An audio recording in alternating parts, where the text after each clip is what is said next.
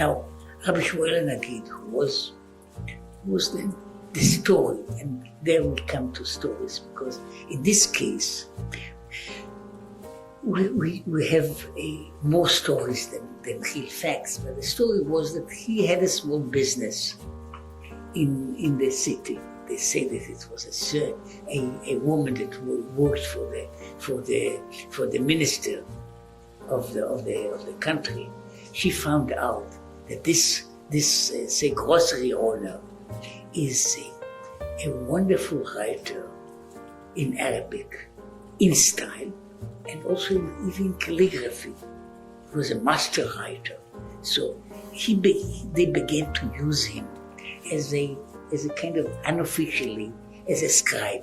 The story then goes on, which again, nobody can be sure about it, that this vizier or this minister of the king, when he died, and the king deplored very much his death, and he said, "What will I do without you?" He said, "You don't have to worry. There is this Jew that was really my advisor, and really the person that gave me, that was leading me. So you take him." So eventually, what happens is that with the time, we don't know how fast, but it seemingly didn't take so much time. He became the chief advisor, the chief minister of the king. Now the king was, among other things, he was possibly a very lazy person. And he had such an able minister.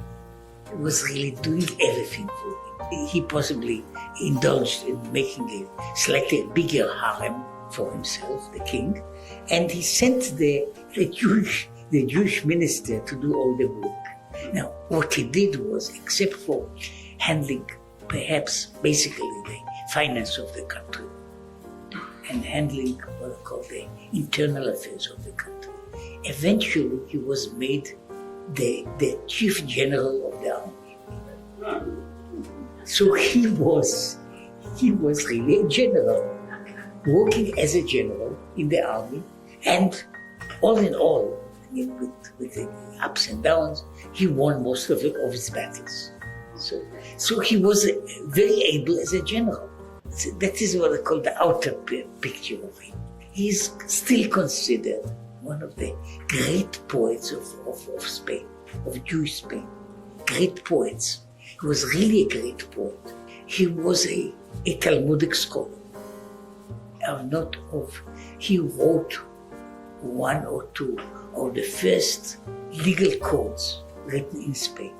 Some of them still remained. He wrote, at least it's attributed to him, a kind of an introduction for the Talmud that he wrote, and he was clearly acknowledged as being a great scholar. I told him, being what's called being a poet, being a scholar, and he was also.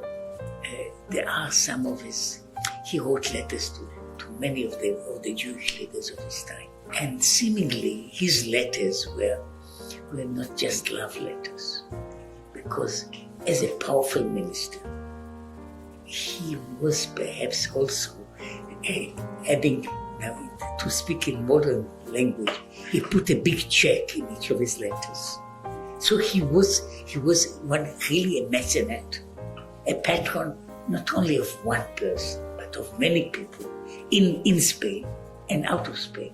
In North Africa, he sent letters to Rav Hai Gaon, which you mentioned before. He sent letters to many other people at the time, and he was helpful for many and many of them. So that was another part of his doings. So look, they say, it's not clear, that there is at least a suspicion. If it wasn't done, not all of it by him, but he was the person that made the plans of the Alhambra in Spain. It's one of the most important buildings in the history of architecture. So the man was really, I would say, multifaceted genius, which is you find it very rarely to have a person like this. Now, to speak about his poetry, people wrote about his versatility. There are different forms because his poetry is of course Hebrew, but it is written in according to the rhythms, to the modes of Arab literature, and as such, he wrote perhaps the richest number of styles that anybody has written, about twice as many as any of the famous people of this time. Now, there's a famous story about him. He was once walking, possibly with a king, in the street, and somebody came out and began to speak against him, in a very nasty way. So the king was angry and said to his minister, cut off his tongue. So, before Hanagid, of course, he took the man. Instead of that, he just kept him alive. He didn't cut off his tongue. He gave him lots of gifts. The other fellow was possibly an unlucky poet at the time. He was envious, of the other person who was not just a poet. He was a poet, he was a minister, he was a general, he was almost everybody, everything in the country. So after some time the king goes and sees this other guy, the poet, in the street, and this man greeted respectfully Rabbi Hanagid. And so the king says, but I told you to cut off his tongue. And so he said, indeed, this is what I have done. I cut off his bad tongue and I put a better one instead.